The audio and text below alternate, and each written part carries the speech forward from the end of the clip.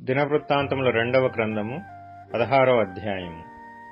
ఆసా ఏలుబడియందు 36వ సంవత్సరమున ఇశ్రాయేలు రాజైన బయేషా యూదావారి మీద దండెత్తి బయలుదేరి యూదారాజైన ఆసా యొద్దకు రాకపోకలు జరగకుండునట్లు రామాను కట్టింపగా, ఆసా యెహోవా మందిరమందును రాజనగరనందును ఉన్న బొక్కసములలోని వెండి బంగారములను తీసి దమస్కులో నివాసము చేయు సిరియా రాజగు బెన్హదదు నొద్దకు దూతల చేత పంపించి, నా తండ్రికిని నీ తండ్రికిని కలిగియున్నట్లు నాకును నీకును సంధి కలిగియున్నది. వెండిని బంగారమును నీకు పంపియున్నాను. ఇశ్రాయేలు రాజైన బయేషా నన్ను విడిచి ఆవలికి పోవునట్లుగా నీవు అతనితో చేసియున్న సంధిని భంగము చేయుమని వర్తమానము చేసెను.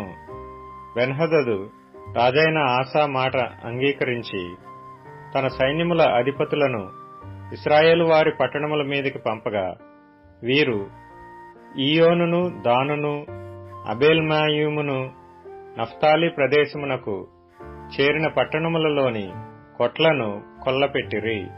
బయేషా అది విని రామాను ప్రాకారములతో కట్టించుట మానివేసి తాను చేయుచున్న పని చాలించెను. అప్పుడు రాజైన ఆసా యూదావారినందరినీ సమకూర్చెను. వీరు పోయి బయేషా కట్టించుచుండిన రామా పట్టణపు రాళ్లను దూలములను తీసుకొని వచ్చిరి. వాటితో ఆసా గెబను మిస్పాను ప్రాకారపురములుగా కట్టించెను. ఆ కాలమందు దీర్ఘదర్శి అయిన హనాని యూదారాజైన ఆసా యొద్దకు వచ్చి అతనితో ఇలాగు ప్రకటించెను, నీవు నీ దేవుడైన యెహోవాను నమ్ముకొనక సిరియా రాజును నమ్ముకొంటివే. సిరియా రాజు యొక్క సైన్యము నీ వశము నుండి తప్పించుకొని పోయెను. బహు విస్తారమైన రథములను గుర్రపు రౌతులను గల కూషీయులను లూబీయులను గొప్ప దండై వచ్చిరి గదా.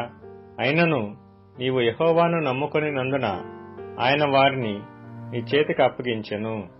తన ఎడల యథార్థ హృదయము గలవారిని బలపరచుటకై యెహోవా కనుదృష్టి లోకమందంతటా సంచారము చేయుచున్నది. ఈ విషయమందు నీవు మతి తప్పి ప్రవర్తించితివి గనుక ఇది మొదలుకొని నీకు యుద్ధములే కలుగును. ఆ దీర్ఘదర్శి అట్లు ప్రకటించినందుకు ఆసా అతని మీద కోపగించి రౌద్రము చూపి అతనిని బందీగృహములో వేసెను. ఇదియుగాక ఆ సమయమందే ఆసా జనులలో కొందరిని బాధపరిచెను. ఆసా చేసిన కార్యములన్నిటిని గూర్చి యూదా ఇశ్రాయేలు రాజుల గ్రంథమందు వ్రాయబడి ఉన్నది.